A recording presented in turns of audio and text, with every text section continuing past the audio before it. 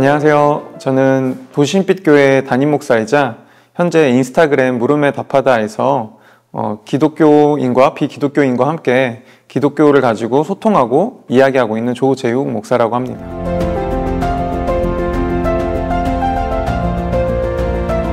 인생이 부조리하고 부당하게 느껴지는 것은 꼭 오늘날 우리의 이야기만은 아닌 것 같습니다. 성경에서도 요한복음 4장에 보면 2000년 전 예수님이 만난 한 사마리아 여인을 볼 수 있는데요. 그 여인도 자신의 인생이 부조리하고 부당하다고 생각했던 것 같아요.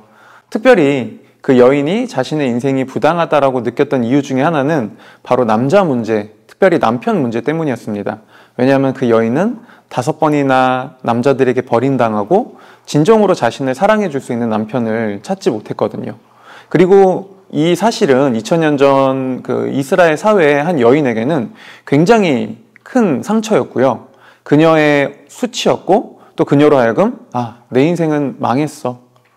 내 인생은 부조리해. 나에게는 나를 사랑해줄 그런 남자 한 명조차 존재하지 않아 라고 자신의 삶을 가장 불행하게 느끼게 만들었던 그런 아픔이었던 것 같아요. 그런데 예수님이 그 여인에게 찾아가세요. 그리고 예수님은 불행했던 그 여인의 삶 속에 개입하시죠. 그런데 이때 예수님이 그 자신의 인생이 불행하다라고 생각했던 여인의 삶에 개입하는 모습을 보면요, 굉장히 직설적입니다.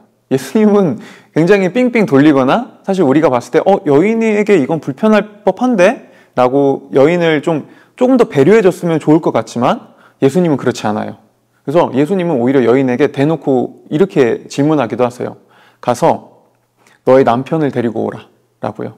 근데 예수님은 알고 계셨어요. 여인에게 남편이 없다는 것을요. 근데 일부러 여인의 불편함을 끄집어내십니다. 그리고 이게 오늘날에도 하나님이 우리가 인생을 불행하고 불편하게 여길 때 그거를 그냥 덮어두지 않으시고 때로는 끌어올리시는 이유예요. 하나님은 때로는 우리의 불편함을 더 끄집어 올리세요. 우리로 하여금 내 인생은 너무 불행해. 나는 행복하지 않아. 라고 느끼게 만드는 그 순간을 오히려 우리에게 허락하세요. 근데 거기서 멈추시는 게 아니라요. 하나님은 거기서 사실 우리한테 이렇게 물어보고 싶으셨던 거거든요. 예수님이 여인에게 사실 얘기하고 싶었던 것처럼요. 정말 남편이 생기면, 정말 너를 사랑해 줄 수 있는 남편이 너에게 있다면 너의 인생의 문제가 해결될 것 같냐? 그러면 너의 인생이 정말 행복하고 네가 영원한 참됨을 경험할 수 있을 것 같니? 아니, 절대 그렇지 않다. 네가 아무리 남편을 통해 행복을 얻으려고 해도 그 남편은 완벽하지 않고 너를 완전히 사랑해 줄 수 있을 만큼 그렇게 참되지 않다. 예수님은 그걸 여인에게 가르쳐 주고 싶었고요. 마찬가지로 하나님은 우리가 나는 이것 때문에 인생이 불행해. 나는 돈이 없어서 인생이 불행해. 나는 취업이 안 돼서 인생이 불행해. 나는 불행한 환경에서 태어나서 내 인생은 부조리해. 라고 여기는 우리에게 찾아와서 사실 그 질문을 하고 계시죠. 정말 그 문제가 해결되면 너 행복할 수 있을 것 같니? 정말 그 문제가 해결되면 너 만족할 수 있을 것 같니? 정말 그 문제가 해결되면 네 인생이 행복할 수 있을 것 같니? 그러면서 하나님은 다시 말씀하시는 거죠. 아니, 그것으론 안 된다. 근데 그게 필요 없다는 말이 아니에요. 그것으론 부족하다. 너에겐 다른 게 필요하다. 바로 내가 필요하다라고 하나님과 예수님은 우리에게 말씀해주고 싶은 것이죠. 그게 오늘날 인생의 부조리, 불행, 어쩌면 행복을 찾고 있는 우리에게도 여전히 하나님께서 하고 싶은 말씀은 아닐까, 그렇게 생각합니다.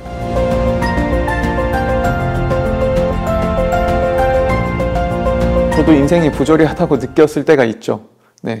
심지어 제가 전도사 사역을 할 때였는데요. 제 인생이 너무 부조리하다고 느껴서 나이 28인가 집을 뛰쳐나와 화풀이할 데가 없어서 벽에다가 엄한 주먹으로 분풀이를 하고 제 주먹은 피투성이가 되고, 근데 갈 데가 없더라고요.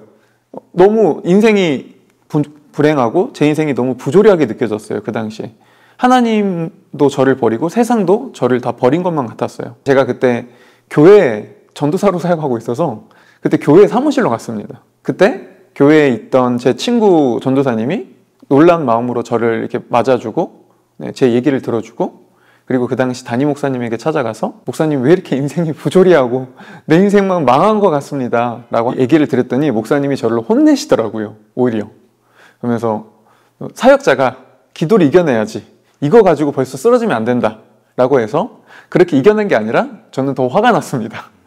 이것조차 공감해 주시지 않는 건가? 그런데 그 이후에 그 목사님께서 신대원 때 목회학 수업 교수님이셨거든요.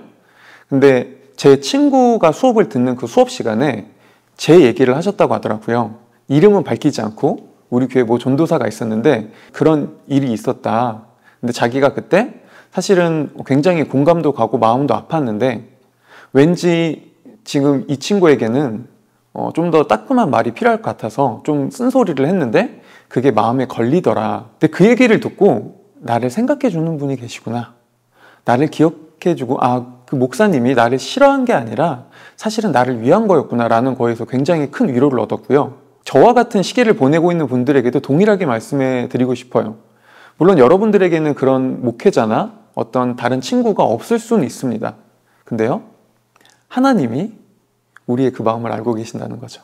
그 누구보다 우리의 그 아픔과 부조리를 알고 계시고, 때로는 하나님이 우리를 너무나 잘 아셔서 때로는 쓴소리도 하시고 때로는 우리를 위로해 주기도 하지만 중요한 건 그분이 우리를 가장 선하게 여기신다. 이 말씀을 드리고 싶습니다.